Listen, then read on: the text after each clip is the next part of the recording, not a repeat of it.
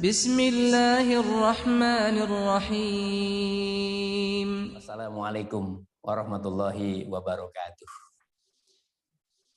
Posisi keberimanan kepada Allah Subhanahu wa taala akan terasa sekali kalau kemudian detak jantung kita menjelang kehadiran bulan yang sangat agung ini, yang sangat suci dan mulia ini.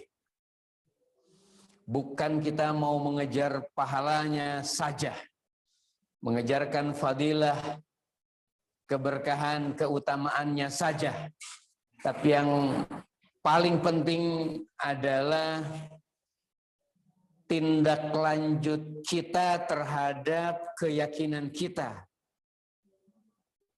di bulan-bulan di mana Allah menumpahkan cintanya kepada kita. Sikap mental kita, rasa begitu kuatnya perhatian Allah kepada kita. Hal yang kemudian di luar logika kemanusiaan. Kemudian Allah sajikan semuanya untuk ditangkap dan menjadi keyakinan. Betapa tidak nanti akan membedakan betapa nampaknya orang yang sama-sama di bulan Ramadan ini hadir dan melaksanakan apa yang kemudian menjadi keyakinannya, itu akan tampak sekali nanti. Ada orang yang kemudian linangan air matanya berulang-ulang bahkan bisa sedikit mengalir. Ada orang yang kering matanya, jumudun ain wa qaswatul qalbi. Di bulan Ramadan hampir tidak ada tetes air matanya dan hatinya pun tidak berubah. Tulul amal wa hubbud dunya. Tetap aja dengan angan-angan panjangnya dan kecintaannya kepada dunia yang berlebihan. Ikhwani fillah rahimakumullah, semoga keberimanan kita terhadap janji-janji Allah, terhadap kecintaannya Allah, terhadap perhatiannya Allah, terhadap kasih sayang dan rasa yang Allah akan berikan kepada kita dan telah diberikan berulang-ulang di bulan Ramadan ini akan mendominasi marhaban ya Ramadan yang akan kita ucapkan, bukan dengan kalimat-kalimat verbal, tapi dengan tindakan-tindakan yang otomatis. Mari kita lihat salah satu di antaranya yang kita sudah sering juga mendengar. Idza jaa ramadhana futihat abwabal jannah wa futihat abwabas sama wa ghulliqat abwaba jahannam wa sulsilat syayatin. Mari kita coba lihat. Apabila datang bulan Ramadan atau masuk ke bulan Ramadan, Allah buka pintu-pintu surga dan pintu-pintu langit. Dua makhluk Allah yang kita tidak lihat. Hanya kemudian bagi orang yang beriman berita tentang luasnya surga, indahnya surga, dengan segala fasilitas yang tidak pernah terlihat, tidak pernah terdengar, bahkan dalam pikiran pun tidak bisa dilacak. Saking indahnya berita yang sampai kepada kita. Dan itu benar, karena bukan berita ecek-ecek, bukan berita bumi biasa, bukan berita dari seorang pemimpin kemanusiaan hari ini, berita dari Rasulullah SAW. Tentu dengan izin Allah untuk dibukanya. Kita lihat, Allah membuka pintu surga. Berapa jumlah pintunya? Untuk apa dibuka? Allah ingin menggambarkan makhluknya yang sudah sangat lengkap saja seperti itu, sudah seindah itu, saking senangnya dengan kehadiran bulan Ramadan. Buka, buka, buka, buka. Semua menunjukkan rasa gembiranya. Masya Allah. Ada apa dengan langit yang luas? Langit bukan batas pandang kita. Langit adalah keberadaan. Apa yang mau keluar dari langit? Alam taro annallaha yasjudu lahu man fis samawati wa man fil ard. Kembali ke berita tadi, di langit kalian tidak lihat. Di langit kalian tidak menyaksikan. Seluruh makhluk-makhluk Allah, seluruh para malaikat Allah, jutaan, miliaran, triliunan yang mengitari Sidratul Muntaha, yang mengitari Baitul Ma'mur yang sejajar dengan Ka'bah. Itu kemudian diizinkan oleh Allah SWT untuk mempersiapkan diri kapanpun, siang maupun malam, kemudian untuk turun ke bumi. Dibuka pintu-pintunya. Bagaimana cara bukanya, bagaimana cara turunnya? Orang beriman tidak butuh kesaksian langsung. Terbuka pintu hati, terbuka pintu keyakinan. Benar adanya peristiwa itu. Benar adanya berita itu menjadi kenyataan dan fakta yang akan terjadi bagi orang yang beriman. Jadi rasa gembira yang luar biasa yang diekspresikan oleh surga yang sudah serba lengkap. Tidak ada kekurangan yang menyertai. Dari mana keindahan, dari mana kesejukan, dari mana kenyamanan. Tidak ada lagi di surga kekurangannya. Seluruh bahasa di dunia yang menggambarkan keindahan dan kenyamanan tidak cukup kemudian untuk didorong ke sana mewakili indahnya surga. Itu merasa bergembira tempat itu. Kemudian langit dibuka pintu-pintunya untuk apa? Rasa gembira sehingga makhluk-makhluk di langit yang kerjanya tanpa maksiat, yang kerjanya bertasbih, yusabbihu lillahi ma fis samawati wal ard, yang kerjanya bertasbih, bersujud kepada Allah. Diizinkan tentu dengan perintah Allah untuk turun nanti ke bumi. Kapan harus turun? Untuk apa? Mengitari orang-orang yang berkumpul menyebut nama Allah dalam keadaan puasa. Bermunajat kepada Allah pada saat dia puasa. Allahu Akbar. Bagi orang yang beriman sesungguhnya dengan satu berita lebih dari cukup. Wajar kalau kemudian Rasulullah SAW kepada orang yang mungkin tidak pasang baliho. Ini bukan larangan ya. Itu syiar. Ya. Mungkin dia tidak masang baliho. Ya. Tapi kemudian tidak bisa membohongi betapa gembiranya dia terhadap kegiatan Ramadan. Toh adanya forum-forum silaturahim seperti ini untuk mengingatkan aja. Untuk mengingatkan apa yang telah kita ketahui. Jangan sampai kita tidak terbuka untuk gembira. Jangan sampai kemudian kita tidak teringat. Bahkan terlena, tercecer berita tentang kehadiran bulan Ramadan ini. Atau kemudian beritanya samar-samar kecil. Allahu Akbar. Marhaban ya Ramadan. Marhaban ya Ramadan. Tentu dengan konsekuensi kesiapan kita. Untuk membuktikan. Memang kita dengan iman. Memang kita dengan harapan. Untuk mendapati bulan Ramadan ini. Tidak untuk yang lain. Ikhwani fillah rahimakumullah. Kembali tadi. Bagaimana pula kemudian ketika langit seperti itu sikapnya, neraka kemudian seperti itu sikapnya, bahkan setan sebagai wujud kasih sayang Allah kepada kita, agar kita bisa membuktikan ringannya beban yang menghalangi kita selama ini untuk beribadah kepada Allah. Toh, insya Allah kita akan merasakan mudahnya memberi, mudahnya ruku, mudahnya sujud, bahkan keinginan untuk membaca Quran lebih banyak. Terbuka kita untuk memberi maaf kepada istri, sebelum istri minta maaf kepada kita, terbuka kemudian dada kita, perasaan kita seorang istri untuk memberi maaf kepada suami tanpa harus dimintai maaf. Anak demikian, teman-teman demikian, tetangga demikian. Betapa tidak adanya kemudian rasa-rasa yang membuat kita beban, ujub dan takabur untuk tidak memberi maaf.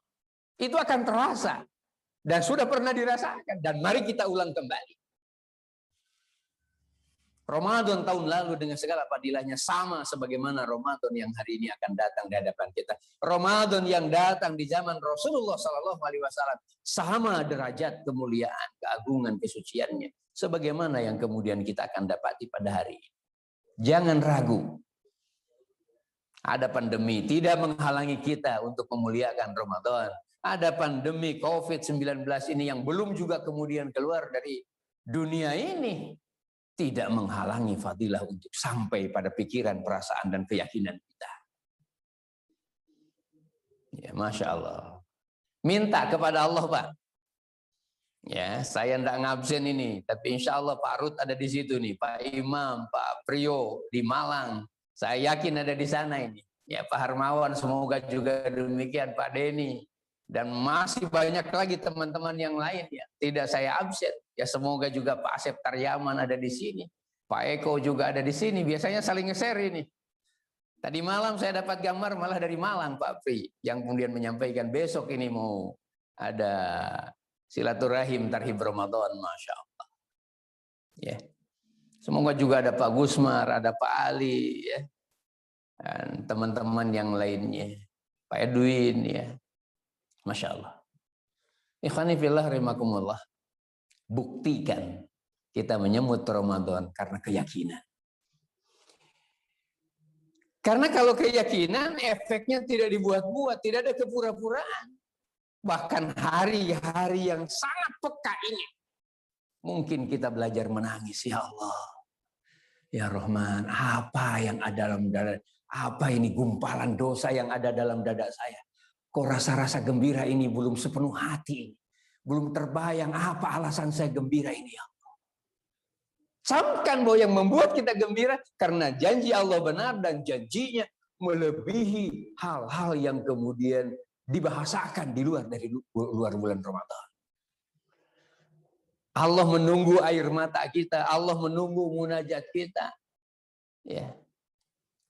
Allah mempersiapkan untuk menyembuhkan penyakit-penyakit yang ada pada dada manusia yang beriman, yang kemudian meminta kepada Allah untuk disembuhkan. Allah sudah siap. Tapi dengan keyakinan. Sumu tasihu. Berpuasalah kalian, niscaya kalian sehat. Ya. Adapun nanti jalur kesehatannya lewat ruang-ruang kemanusiaan, tapi kemudian derajatnya Allah sudah siapkan kesembuhan. Subhanallah. Maka kemudian dengan keyakinan-keyakinan yang ada seperti ini, maka kemudian ada semangat, ada rasa gembira, ekspresi kegembiraan dan ekspresi semangat. Itu dinampakkan dalam paras muka, rasa senyum kepada semua orang kemudian tanpa diundang, terasa begitu kuat. Mengucapkan assalamualaikum rasanya begitu nikmat. Ya. Detik menjelang perjalanan Ramadan datang kepada diri kita. Samalah. Semoga kemudian dengan gembiranya langit, gembiranya bumi, gembiranya pohon-pohonan, gembiranya para ulama, gembiranya para rasul, gembiranya para nabi, gembiranya orang-orang yang beriman. Karena janji Allah. Masya Allah. Jangan kalah gembira dengan anak-anak yang hanya membayangkan buka puasa. Jangan kalah gembira dengan si kakak yang kemudian telah dijanji. Nanti kalau selesai 30 hari bisa berpuasa atau 29 hari berpuasa, ada hadiah nanti. Ya. Berita hadiahnya sudah ada, hadiahnya belum datang, tapi rasa gembiranya luar biasa. Jangan kalah. Karena yang ditawarkan oleh Allah bukan sepeda, bukan uang, bukan dolar.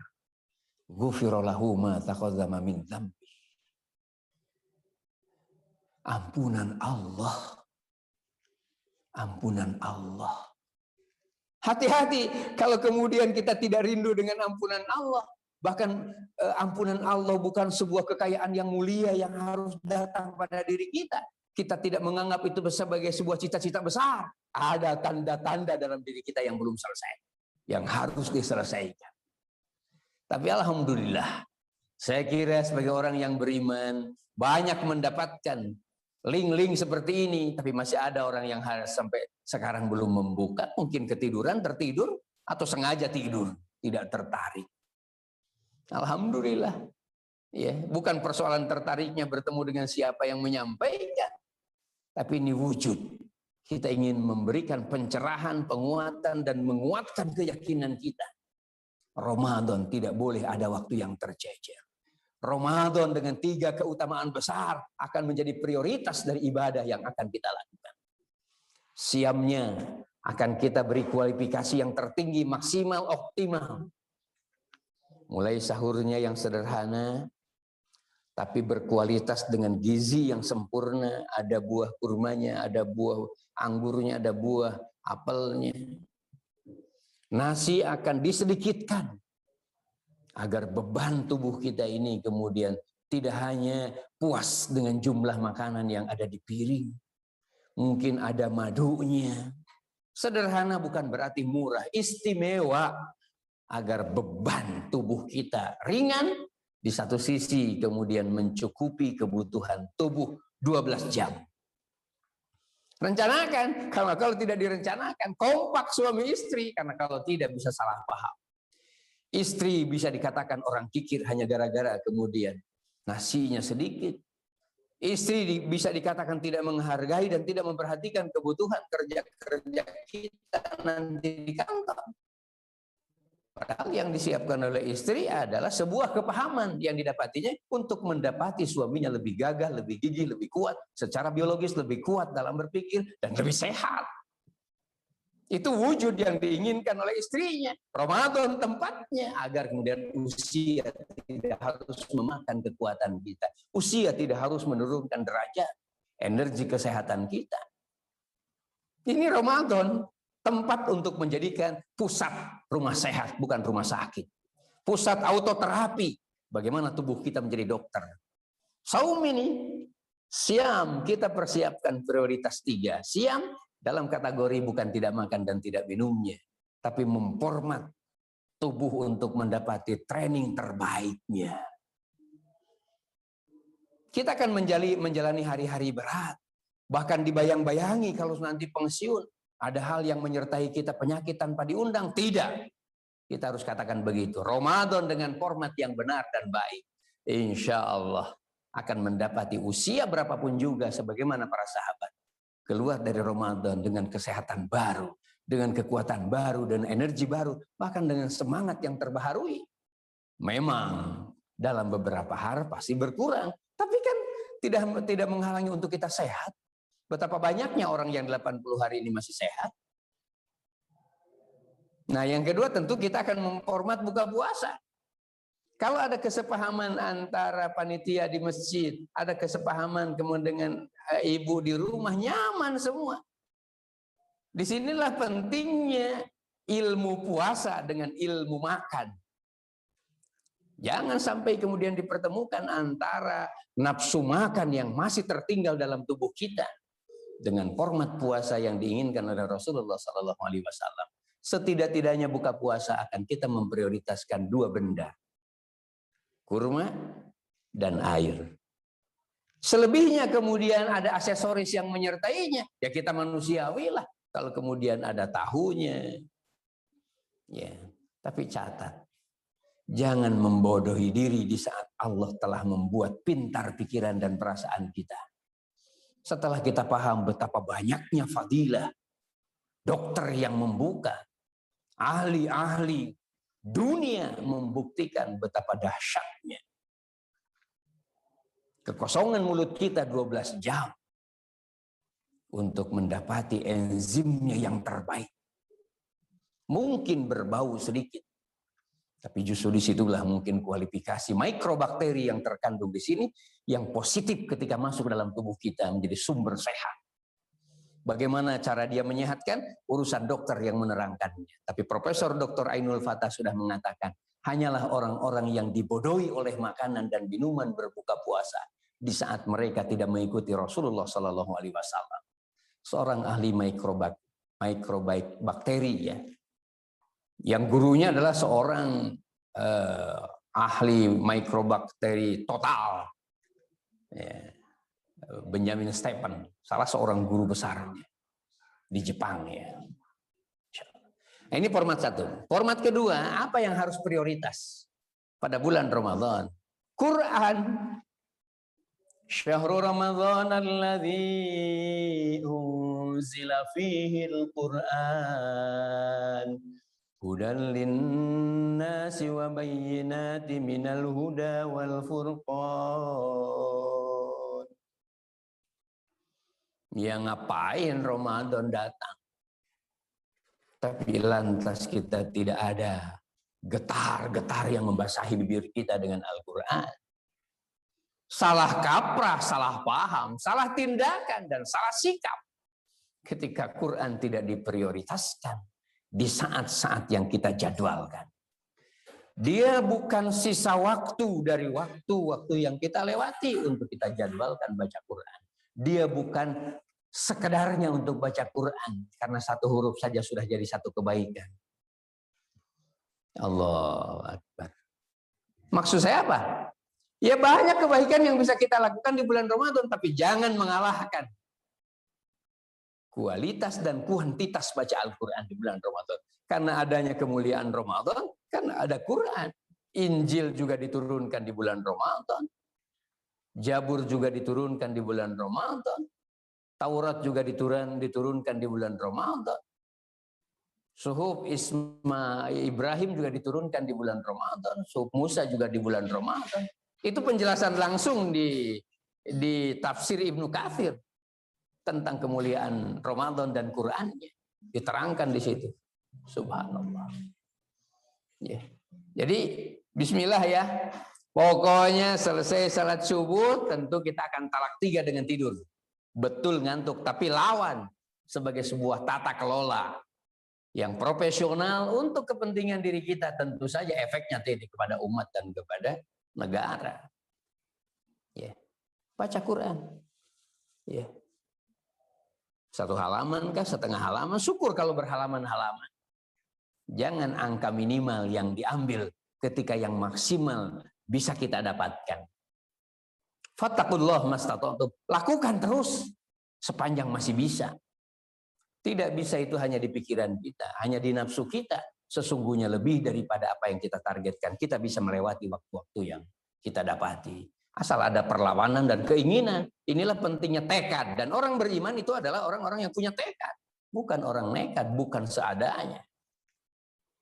Yang ketiga, apa yang harus menjadi prioritas di bulan Ramadan adalah qiyam. Man qama Ramadan imanan wa ihtisaban ghufira lahu ma taqaddama min dzambi.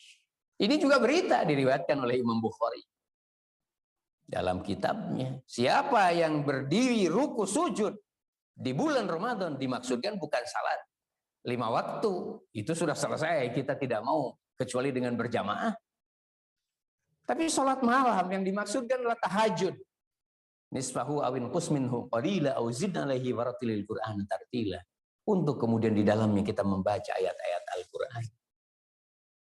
Bangun tengah malam.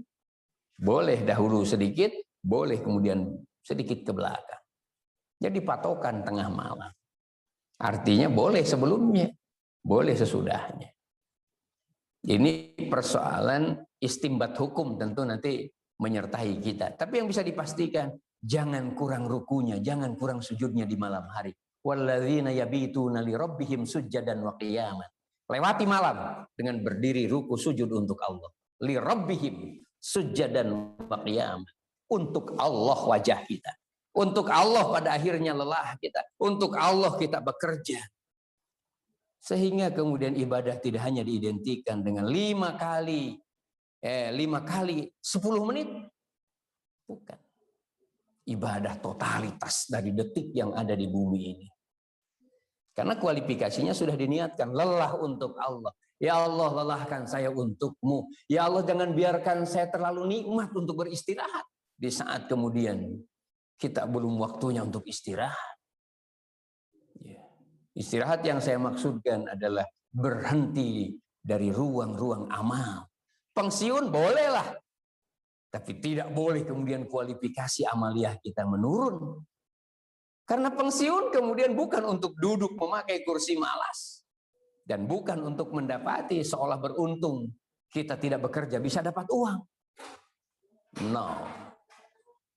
Dia hanya batas usia kerja. Profesional menurut ukuran Indonesia. Tentu ukuran orang beriman tidak. Makin hari makin berkualitas. Mungkin porsinya yang berbeda atau tempatnya yang dipindah. Nah, ini harus terkuatkan sebagai posisi yang ketiga. Ini tidak boleh dikalahkan dengan amal-amal lain. Saya katakan tadi, insya Allah kita akan beramal banyak sekali. Wa anfiqu khairal li anfusikum. Kita akan lakukan infak. Karena tahu itu bisa menyembuhkan penyakit kita. Baik penyakit psikis, penyakit fisik, bahkan penyakit mental. Penyakit kikir, penyakit jumud, penyakit sombong, penyakit merasa diri ada. Keluarkan. Nanti Allah bekerja. Liyukhrijakum minadh-dhulumati ilan nur. Itu jaminan-jaminan Allah. Wa may yuqa suha nafsihi fa ulaika humul muflihun. Orang yang istiqomah dijaga dan menjaga agar kita menjadi orang dermawan. Di saat kita punya, di saat kita ada dan di saat kita kesempitan. Tetap dermawan. Tentu dengan jumlah yang proporsional. Ya, itu akan kita lakukan. Tapi tetap sekali lagi dia tidak boleh mengalahkan kekuatan energi kita untuk sholat malam. Jadi kalau saya istilahkan dengan bahasa keren, ribuan jutaan amal akan kita dapati dan kita lakukan di bulan Ramadan. Tapi tidak boleh mengalahkan yang tiga ini. Karena ini pokok dan pondasi yang sesungguhnya dari amalan-amalan Ramadan. Yang lain ya bisa di luar bulan Ramadan. Kalaupun kemudian semua ingin zakatnya di bulan Ramadan, infaknya di bulan Ramadan, minta maafnya di bulan Ramadan, ibu-ibu sedikit lebih memperpanjang jilbabnya di bulan Ramadan, bapak mengkualifikasikan diri untuk lebih bersahabat di bulan Ramadan, saatnya kita berbagi, saatnya kita berbuat baik tanpa batas. Ya, tapi sekali lagi jangan mengalahkan tiga pekerjaan ini. Perencanaan terhadap tiga amalan inilah saya secara pribadi menganggap inilah yang harus kita lakukan sebelum bulan Ramadan untuk perencanaan-perencanaan matangnya. Berani enggak kita menjadwal? Jam sekian saya baca Quran, habis duhur jam sekian saya baca Quran, dengan target 1 halaman, dengan target 2 halaman. Seperti itu. Kalau berani menunjukkan kita telah memberi perhatian dan cinta pada diri kita, wujud dari cintanya Allah kepada kita. Bismillah, masih ada waktu ini, 3 hari lagi ya. Nah, 3 hari lagi masih ada waktu. Rencanakan, siapkan mental untuk itu Ramadan datang. Dan seperti itu kita menyikapinya. Ya. Bisa memahami semoga kalimat yang saya sampaikan tidak mengurangi kesiapan kita untuk bersilaturahim. Untuk banyak kemudian makan dengan persahabatan sebagaimana kita uraikan pada beberapa pekan yang lalu.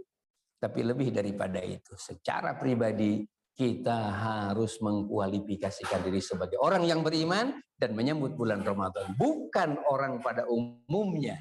Orang kafir menyambut bulan Ramadan tentu dengan pikiran-pikiran materialnya, memanfaatkan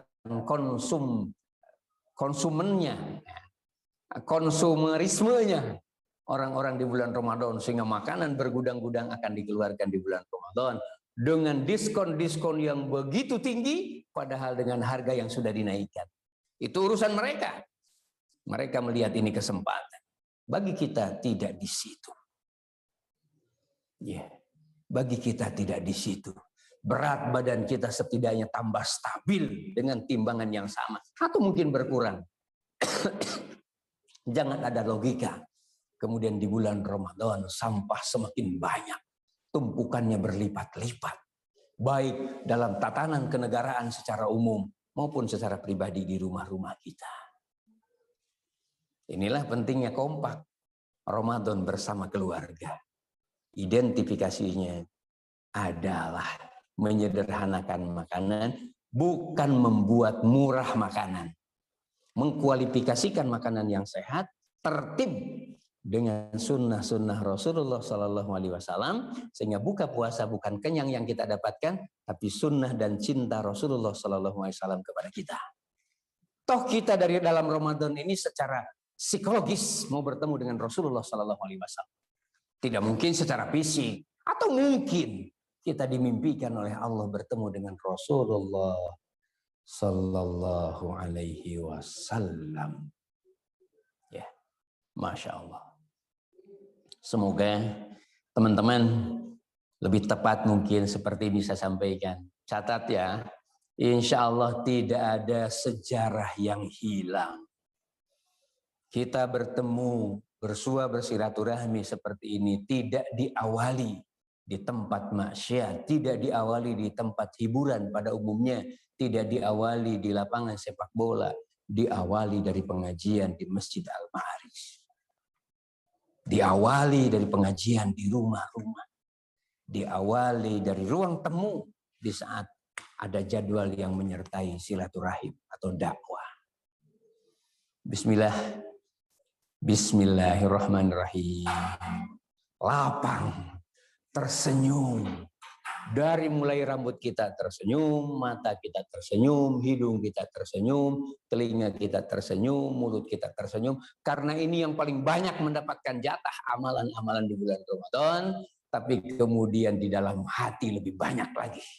Senyum tanpa batas. Mengapa? Ada ampunan Allah. Ada pembersihan rezeki kita dan ada pembersihan pikiran, perasaan dan dosa-dosa kita. Lebih besar di dada kita. Siapkan diri untuk menjadi wadah cintanya Allah. Jangan ragu dengan janji Allah. Istighfar di akhir bulan Ramadan tidak salah untuk kita kemudian meminta, apa ini dosa yang menghalangi saya gembira. Hadis Rasulullah sampai terakhir ini kepada kita semua, pengulangan untuk kesekian ratus kalinya hadis ini sampai di pendengaran kita. Ya.